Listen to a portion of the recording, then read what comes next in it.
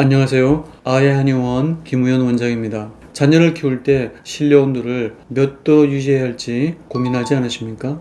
갓 태어난 아기의 신생아실 온도는 22 내지 24도입니다.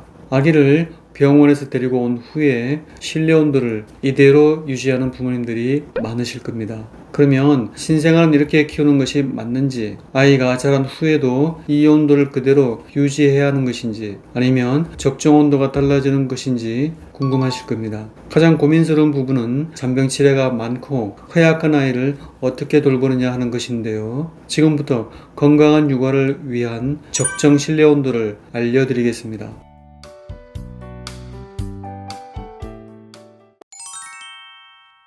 해마다 이맘때면 뉴스에 겨울철 적정 실내 온도에 관한 기사를 접하게 됩니다.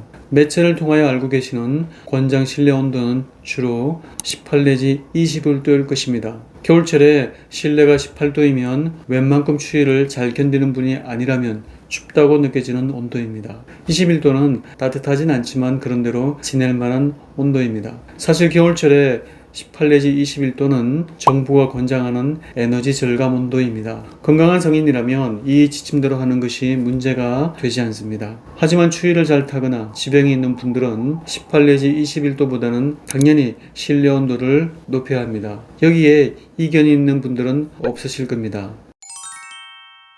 다시 신생아 이야기로 돌아가겠습니다. 신생아의 기체 체온은 37.5 내지 37.7도로 높은 편입니다. 체온도 어른보다 높은 편이지만 열에 매우 민감하게 반응을 합니다. 신생아는 출생 후 1년 사이에 키는 1.5배, 체중은 3배 이상 증가할 만큼 신진대사 역시 매우 빠르고 그에 비례하여 몸 안에서 열 생산도 굉장히 빠릅니다. 이런 점에 근거하여 실내 온도를 22 내지 24도로 권장하는 편인데요. 다만 모든 아이에게 이 온도를 일률적으로 적용하기에는 상당히 무리가 있습니다. 일단 태열이 심한 아기라면 시원하게 해도 무방합니다. 태열은 신생아의 피부 질환인데 아기가 많이 보채릴 수 있으므로 이렇게 좋지 않은 것입니다.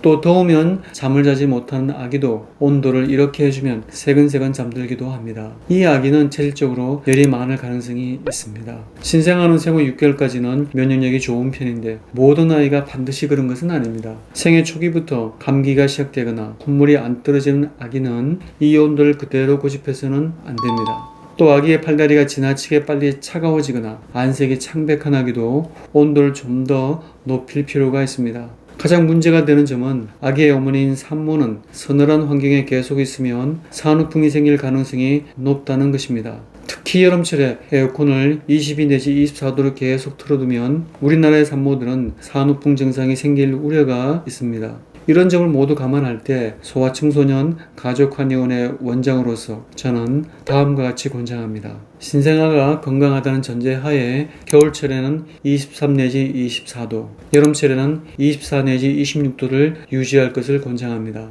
이 온도는 신생아에게는 약간 높은 온도이고 산모에게는 상대적으로 약간 낮은 온도입니다. 아기와 산모에게 모두 만족스러운 실내 온도를 정확히 유지하기가 쉽진 않습니다. 이 온도를 유지하다가 아기가 고열이 나거나 많이 보채면 1도 이상 내려주어도 무방합니다. 이때 산모는 산후풍 예방을 위해 옷을 좀 더 껴입어야 합니다. 반대로 아기가 감기에 걸려 2주 이상 낫지 않는다면 1도 이상 올려주는 것이 오히려 바람직합니다. 신생아가 자라면 1, 2년 사이에 어린이집을 가고 유치원도 다녀야 합니다. 어린이집을 다니면서 감기와 유행하는 병을 달고 사는 아이가 70% 이상은 됩니다. 유치원생이나 초등학생 중에는 비염 추농증으로 병원약을 계속 복용하는 아이도 아주 많습니다. 그러면 이런 아이는 면역관리를 어떻게 해줘야 할까요? 면역력은 체온 유지와 분명한 상관관계가 있습니다. 면역력이 아주 약한 사람에게 가장 좋은 환경이 있습니다. 대학병원의 입원실입니다. 아이가 고열이 나고 아프다가도 입원 치료를 하면 며칠 내로 회복을 합니다. 치료도 치료이지만 면역 환경이 좋아서입니다. 아이나 어른이나 체질적으로 열이 많은 사람이 있고 반대로 열이 적은 사람도 있습니다. 하지만 입원실에는 체질 안 따집니다. 모든 환자가 불평 없이 입원실 환경을 그대로 따릅니다.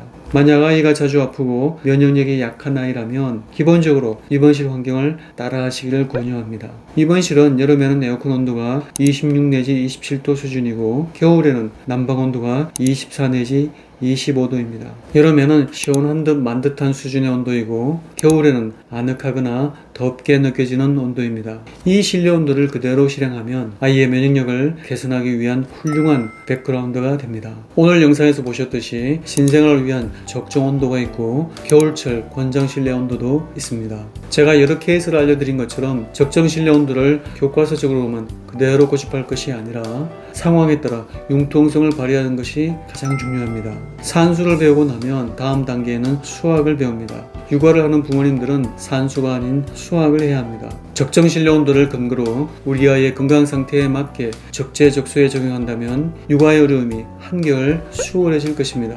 영상을 끝까지 시청해 주셔서 감사합니다.